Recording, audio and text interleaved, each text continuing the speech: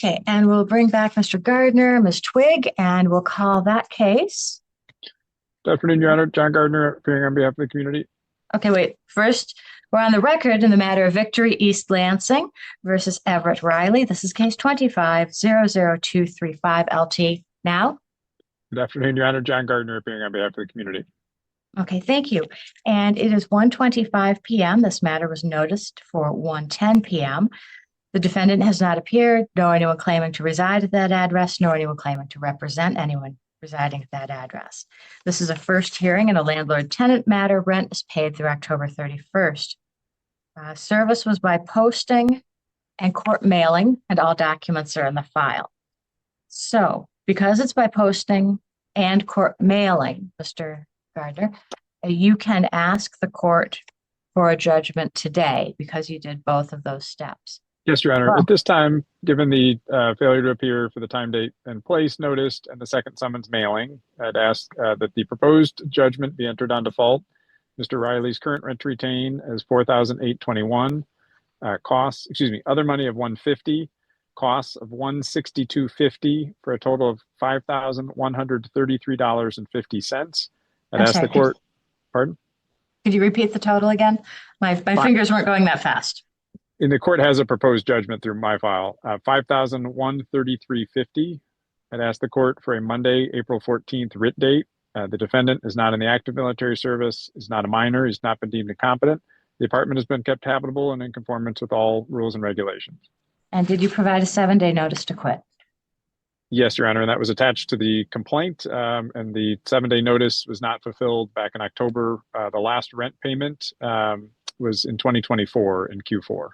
There have been no payments subsequent to. Okay.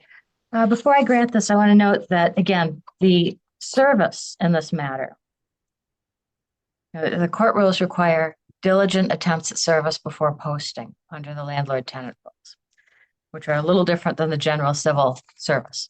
Your Honor, just for frame of reference, I'm looking at the proof that lists 321, 322, 326, PM, and AM. And I'm certainly familiar with the court rule and the Summary Proceedings Act. So do you really think it's diligent service to attempt 2 times in less than 24 hours? Yes, as do the other 16 jurisdictions in which I practice on a daily basis. I'm not familiar with any court. This court has doubts. This court has real doubts, and we have some problems with service. We have some problems. This court convened actually a very large hearing on service involving a different process serving company, I believe, although one that your client has used. And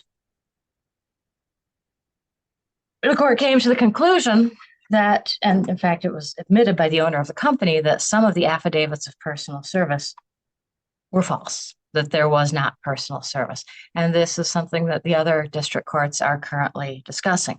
So perhaps you just, it's under discussion. This court has real concerns about diligent service being twice in 24 hours and then a few days later, particularly when that's within a week of the time of the court date. So I am simply saying that this is something that I will be watching.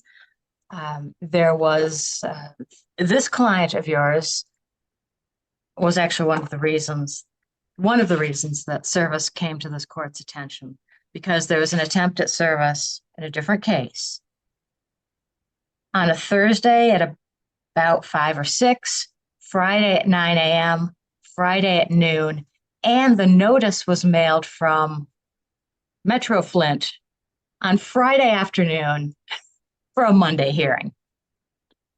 There's no way that's calculated to give proper service.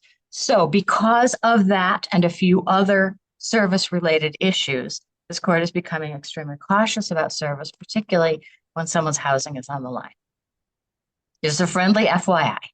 No, I appreciate it. Just for sufficiency of the record, it sounds like that was a different case, perhaps a different process server, but I think it's also worth noting, as the court is fully aware, this is in addition to the notice to quit. This is in addition to 5 months of non-rent payment. This is in addition to the second summons mailing and 3 attempts in, I think, 21 to 26 is almost 6 days. I think there's a deliberate disregard by the defendant tenant.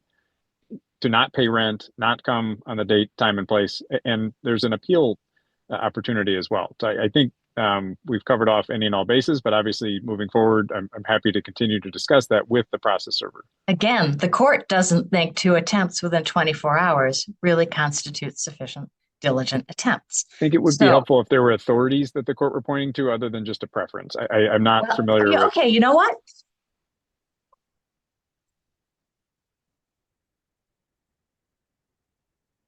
All right. Some of the best advice I ever got was not let someone else determine your conduct. So, although you continue to argue, I'm going to tell you, this started as a friendly warning. I'm going to tell you, please mind the service, because this is becoming increasingly scrutinized, not just by this court, but by all district courts in the state. Yeah, we are concerned. Yes. If my advocacy got the better of me, I'm certainly not arguing with the court. I thought the court was asking questions, but I appreciate the court's advice. Again, the court rules simply say diligent efforts, and there is no hard and fast definition of diligent efforts. The court knows that.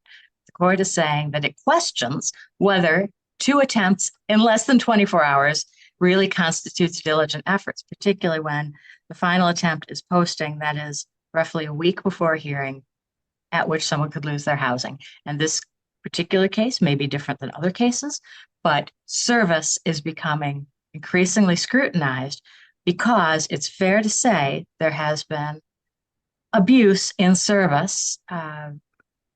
This court has witnessed it firsthand. You can go to the Fishman case. There are all kinds of concerns. So, public service announcement.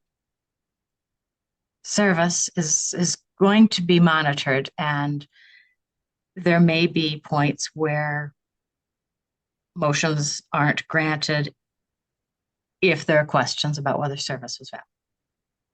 Thank you. Okay. Thank you. All right. Anything further for this matter?